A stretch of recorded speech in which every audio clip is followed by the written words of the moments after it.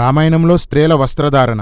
మన భారతదేశంలో స్త్రీలు ధరించే పురాతన వస్త్రధారణ చీర మాత్రమే, దానికి జాకెట్ ఉండదు. మన వాళ్ళు పూజించే దేవతలకైతే కనీసం చీర కూడా పైన కప్పేవారు కాదు. స్త్రీని పూజించే ధర్మం మాది అని ధర్మ ప్రచారకురాళ్లు వాగుతుంటారు. స్త్రీని నగ్నంగా చేసి పూజిస్తే అది ఆరాధన లేక అవమానమా? చెత్త ధర్మము మీరుని. క్రీస్తు శకం 1800. మనం బ్రిటిష్ పాలనలో ఉన్నప్పుడు యూరోపియన్ స్త్రీలు భారతీయ స్త్రీలు ఇలా అర్ధనగ్నంగా జాకెట్ లేకుండా సమాజంలో బ్రతకడాన్ని ఖండించారు. స్త్రీలు బ్లౌజులు వేసుకోవాలని ఎంతో ప్రచారం చేశారు. కొందరు సంపన్న స్త్రీలకి బ్లౌజులు వేసి సమాజంలో తిప్పారు. కానీ స్త్రీ అవయవాల్ని ఆరాధించే మన సమాజం స్త్రీలు జాకెట్లు వేసుకోవడాన్ని వ్యతిరేకిస్తూ తమ సంస్కృతిని బ్రిటిష్ వారు మార్చేస్తున్నారంటూ తిరగబడ్డారు. బ్రిటిష్ వారు మన దేశంలో క్లబ్స్ నిర్వహించేవారు. వ్యాపార లావాదేవీలు, క్రీడలు, డాన్సులు, రాజకీయ సమావేశాలు ఇందులో నిర్వహించేవారు. నేటి మన రోటరీ క్లబ్బులు వీటి ఆధారంగానే ప్రారంభించారు. ఈ క్లబ్స్ లో కొంతమంది భారతీయులకు కూడా సభ్యత్వం ఉండేది. ఒకరోజు రవీంద్రనాథ్ ఠాగూర్ సోదరుడైన సత్యేంద్రనాథ్ ఠాగూర్ యొక్క భార్య జ్ఞానద నందినీదేవి 1860లో ఈ క్లబ్లో సభ్యత్వం కోసం ప్రయత్నిస్తే జాకెట్ ధరిస్తేనే సభ్యత్వం ఇస్తామని బ్రిటిష్ క్లబ్ షరతు పెట్టింది. సభ్యత్వం కోసం ఆమె జాకెట్ ధరించింది.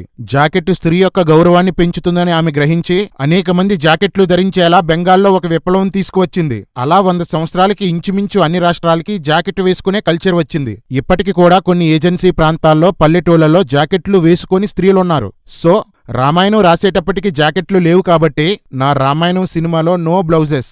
ధర్మ ప్రచార అక్కలో ఒకసారి రండి. క్రైస్తవ్యాన్ని అడ్డుకోవడానికి పదే పదే బ్రిటిష్ వాడు తెచ్చిన మతం అని, క్రైస్తవుల్ని బ్రిటిష్ వారని లేని మాటలు చెప్తుంటారు కదా. కాసేపు మీరు చెప్పిందే ఒప్పుకుంటాం అక్కలో. మేం బ్రిటిష్ వాళ్ళమే అనుకోండి. వాళ్ళ ఆచారం ప్రకారం మా స్త్రీలు జాకెట్లు వేసుకుంటారు. మీరు భారతీయులు కదా, మారని సనాతన ధర్మాన్ని పాటించేవారు కదా. అర్జెంటుగా మీ జాకెట్లన్నీ విప్పేసి చీరతో కవర్ చేసుకోండి. పార్వతక్క అర్జెంటుగా విప్పే. కళ్యాణక్క తీసే. మీ ధర్మ ప్రచారకురాళ్ళంతా జాకెట్లు తీసేస్తే మిమ్మల్ని కూడా చాలా మంది పూజిస్తారక్కలో. తీసేయండి.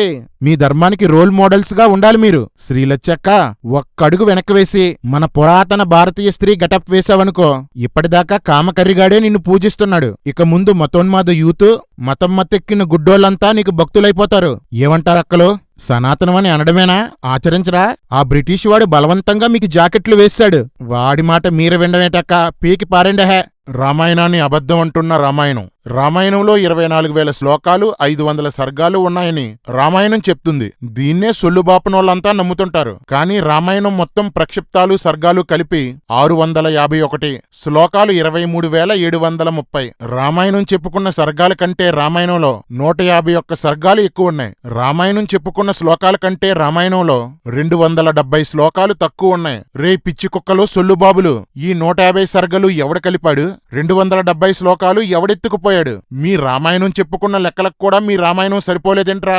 బాలకాండం 4వ అధ్యాయం, ఉత్తరాకాండ 94వ సర్గ జాగ్రత్తగా చదివితే ఉత్తరకాండం కాకుండా కేవలం 6 కాండాల్లోనే 24,000 శ్లోకాలున్నాయని అర్థమవుతుంది. ఇదే నిజమైతే రామాయణంలో నుండి ఉత్తరకాండాన్ని తీసివేస్తే రామాయణంలో సర్గలు 538, శ్లోకాలు 20,187 ఉంటాయి. అంటే 38 సర్గలు ఎక్కువైపోతాయి. 3813 శ్లోకాలు తక్కువైపోతాయి. రే పంతుల్లో, లెక్కలు సరిపెట్టి చెప్పండ్రా నాకు.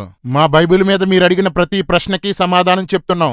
మీ రామాయణం మీద అడిగిన ప్రశ్నలకు కూడా మాకు సమాధానం చెప్పండ్రా. సరైన సమాధానాలు ఎలాగూ చెప్పలేరు, కనీసం సొల్లు సమాధానాలైనా చెప్పండ్రా సొల్లుగల్లారా. వాల్మీకి రామాయణంలో 7 కాండాలున్నాయి. ఇందులో 6 కాండాలు మాత్రమే వాల్మీకి రాశాడు. 7వ కాండం ఎవరో కలిపేశారని సగం మంది బ్రాహ్మణులు నమ్మితే సగం మంది 7 కాండాలు రామాయణమే అంటారు. ఉత్తరకాండ మొత్తం కల్పితం, రామాయణం కేవలం 6 కాండలే. ఆసక్తి ఉన్న వాళ్ళు ఉంటే చర్చిద్దాం, పర్వాలేదు. ఉత్తరకాండ మొత్తం కల్పితం. 24,000 శ్లోకాలు ఉండి తీరాలిగా. కాబట్టి ఉత్తర రామాయణం ఏదైతే కనిపిస్తుందో అది కూడా శ్రీమద్ రామాయణంలో భాగమే. ఉత్తరకాండ ఆయన రాయలేదు, నాకు బాగా తెలుసు. ఏదో తెలుసుకున్న వాళ్ళే మాట్లాడుతుంటాడు. తప్పు. ఉత్తరకాండ అనేది వాల్మీకి రామాయణంలోని ఆఖరి భాగం. శ్రీమద్ రామాయణ మహాకావ్యం వీణులు విందు చేస్తుంది అందరికీ, వినేవారందరికీ. ఏంట్రా మతోన్మాదులు, మీలో మీకే క్లారిటీ లేదా? ఉత్తరకాండం రామాయణంలో లేదు అంటే ఉత్తరకాండం తీసేస్తే 24,000 శ్లోకాలు రావు. అప్పుడు బాలకాండం కూడా తప్పే. బాలకాండమే లేకపోతే రామాయణమే లేదు కదా. అరే పెద్ద సమస్య వచ్చి పడిందే. రామాయణం పాత్రల అవగాహన. సినిమాలోకి వెళ్లే ముందు రామాయణంలో కనిపించే కొన్ని పాత్రల కోసం తెలుసుకోవడం అవసరం. రామాయణంలో గంధర్వులు అనే జాతి కనిపిస్తుంది. అద్భుతమైన గానం, అదే పనిగా కామం వీరి లక్షణాలు. అప్సరసలు వీరు గంధర్వులతో కామించడానికి, దేవుళ్లతో కామించడానికి ఏర్పాటు చేయబడిన వ్యభిచార అందగత్తెల జాతి. వీరికి వరసలుండవు, పెళ్లిళ్లుండవు. స్వర్గంలో ఉన్నవారికి స్వర్గాన్ని చూపించడమే వీళ్ళ పని. రంభ, ఊర్వశి, మేనక, తిలోత్తమ వీళ్ళంతా అప్సరసలన్నమాట. రావణుడు, ఇతని తండ్రి బ్రాహ్మణుడు, తల్లి రాక్షస స్త్రీ. అంటే కులం అని చచ్చే బ్రాహ్మణుల్లో ఎప్పటినుండో సంకర వివాహాలున్నాయన్నమాట.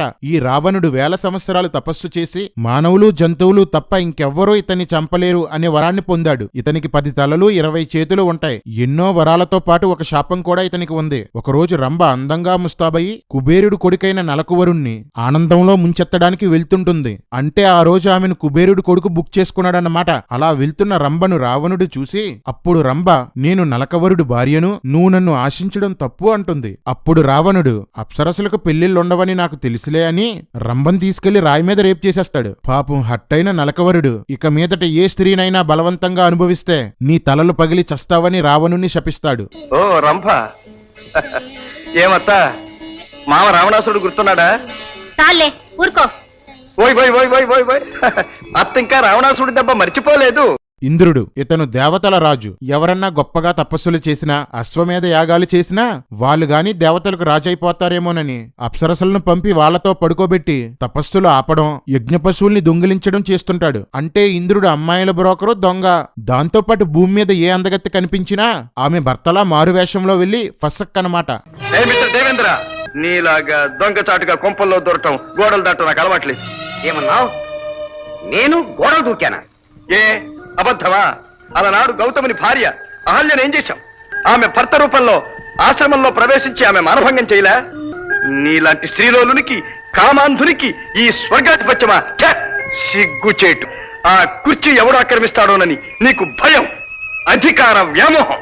అందుకే భూలోకంలో ఎవరైనా తపస్సు చేస్తూ ఉంటే బ్రహ్మదేవుడు ఎప్పుడు ప్రత్యక్షమై వరాలిస్తాడో, ఎప్పుడు నీ పదవి ఊడుతుందోనని భయపడి మంచి మంచి ఆడపిల్లల్ని, వయసులో ఉన్న వాళ్ళని ఏరి కోరి వాళ్ళ తపోభంగం చేయటానికి భూలోకానికి పంపిస్తావా? అయితే అయింది గాని కర్రీ, మీ 33 కోట్ల దేవతలు ఎలాంటోలో మీ దేవతల రాజును చూస్తుంటే క్లారిటీ వచ్చేస్తుందిరా.